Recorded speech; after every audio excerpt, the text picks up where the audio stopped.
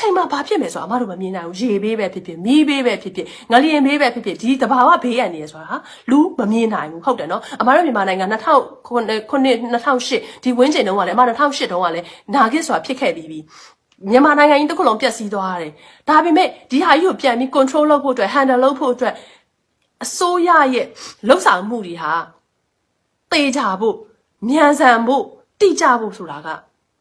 အရန်ကိုအရေးကြီးတယ်မဟုတ်လို့ရှိရင်ပြည်သူတွေပြည်သားတွေကအရန်ခံစားရတယ်တိုးတက်မှုတွေနောက်ကျတယ်အဲ့တော့အမတို့ recovery ပြန်ဖြစ်တာမြန်ဖို့ပြန်လဲဒီထောင်ရေးမြန်ဖို့အတွက်ဆိုတာကကြိုတင်ပြင်ဆင်မှုဆိုတာရှိရတာပေါ့နော်ဘလို့ကြိုတင်မှုပြင်ဆင်မှုရှိရတာလဲဆိုတော့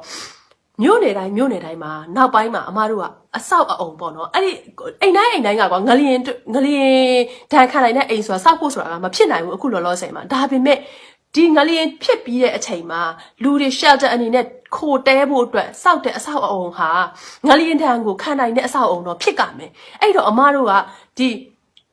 အဆောက်အုံစောက်တဲ့အခါမှာအဆောက်အုံကကျေပြန့်ရမယ်အပြင်ကိုငလျင်ဒဏ်စနစ်နဲ့လှုပ်ထားတဲ့အဆောက်အုံဖြစ်မှသာ shelter လာတဲခိုရတဲ့လူတွေလုံခြုံမှုရှိမှဒါကြီးကအထိပ္ပယ်ရှိမှာပေါ့နော်ဆိုတော့အဲ့တော့ငလျင်ဘေးတင်တာပဲဖြစ်ဖြစ်သဘာဝဘေးရန်တွေဖြစ်တဲ့အခါမှာ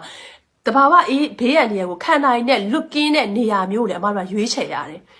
အဲ့လိုမျိုးဟာမျိုးကမြို့တိုင်းတစ်ခုမှာထားရမယ်ဆိုလို့ရှိရင်အခုလိုမျိုးအမတို့မြန်မာနိုင်ငံမှာငလျင်ဖြစ်သွားတဲ့အခါမှာလမ်းဘေးတွေမှာအိတ်နေကြရတာမျိုးဟုတ်လားနော်ဘယ်ပြေးလို့ပြေးရမှန်းမသိတဲခုတ်ကန်းဆိုလည်းအကုန်ပြိုကျအဆောင်ဆိုလည်းပြိုကျအိမ်ဆိုလည်းပြိုကျဘုံကြီးကျောင်းလည်းပြိုကျလို့ဖြစ်နေတဲ့အချိန်မှာလူတွေကတဲစရာမရှိခိုးစရာမရှိစားစရာမရှိဆေးမရှိအဲ့တော့နိုင်ငံတကာအကူအညီတွေယူရတယ်နိုင်ငံတကာအကူအညီတွေမလာခင်အချိန်ဆက်ကြားအတွင်းမှာလူတွေကသေပေးနေရမှာလားဟုတ်လားအမပြောတာလူတွေဟာဒီတန်းတွေကိုခံစားနေရမှာလား